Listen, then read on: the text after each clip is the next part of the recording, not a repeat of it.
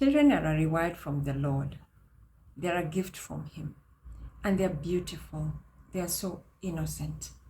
They're lovely to have. But these very children stand a very high risk of being hurt by we, single parents, single dads, and single moms.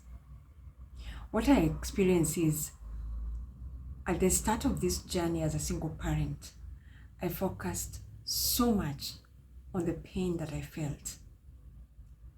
And that is what I have seen about happening to most of us.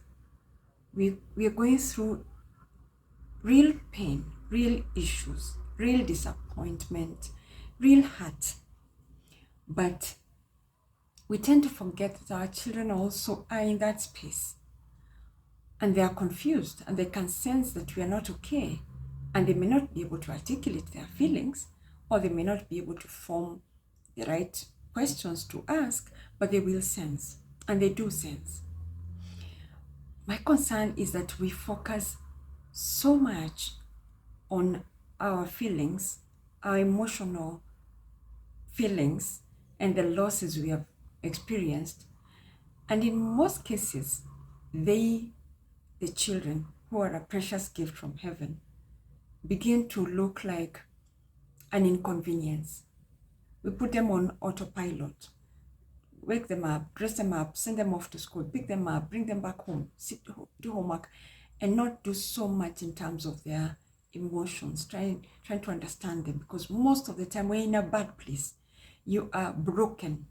You are maybe in a continued battle. And so you're angry, you're bitter, you're unforgiving at that point. There is no way you're healthy emotionally to be able to support the child, to deal with their loss, to deal with trying to understand what's going on. And it is in that place that I feel that we can really destroy our children. I speak out of experience because now I'm able to look back after being in this journey for quite a while. I'm able to look back and say, I should have done that differently. I should have handled them differently. I wonder what your experience is. I wonder how easy it was for you to be very sensitive to the child. And if you have any success stories at the beginning of your journey, especially the first day, the first week, the first month, the first year. And unfortunately, some of us, a few years. Some of us, unfortunately, and I think this is something that I picked from quite a bit early in my experience, was learning about a certain lady and a gentleman who had separated for over 25 years or something, and their daughter was planning to get married, and the man had remarried, and the exes could not come together even for the sake of that child at that age, because the bitterness was still there, the anger was still there, the unforgiveness was still there. And I remember thinking, that is pretty selfish. How do we do this to our children? It can't be that life is all about me and about what I feel and about how I feel at whichever point. I have a bigger responsibility to these children. There's a destiny here. There's my life, but then there's also their lives. And I cannot, in my case where I'm co-parenting, I cannot wish their father away. He's their father. He has to be respected. He has to be honored. And I have to respect that. And so how long do I keep the anger and the bitterness and the pain? How long do you want to keep, you who is watching as a single parent, your anger, your pain, your frustration? Until what point? Yet, there was that which God designed you to do. There was that which God designed you to be. And you cannot be that.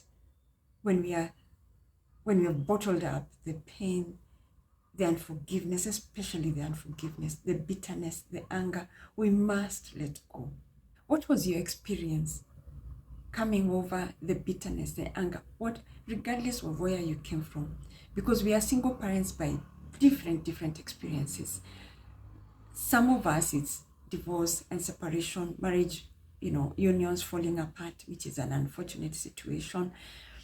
Some of us is by death. Maybe you lost a spouse, and your mourning and the mourning period has gone on, and it has affected the way you live, the way you help your children come out of this. And I do not know that experience, so it would be nice if you're able to share with us. Some of us is an unfortunate sexual attack.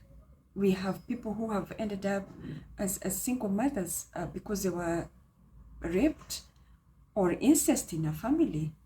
Or think about the naive 16-year-old, who was experimenting whatever this life is. The question is that pain that births this journey, that started this journey of you parenting alone. What are the mistakes? What are the lessons you learned? What is it you can tell somebody else who is walking this road, who is walking this path, who is beginning this journey now, to help them save themselves from an unhealthy lifestyle, so that we don't grow out of this to become people who are victims. We don't walk around with a mentality of victimhood, because it will spill over to our children, and we do not want that. That is not healthy. We do not want to place blame on somebody and say, had they not done this, had they done this.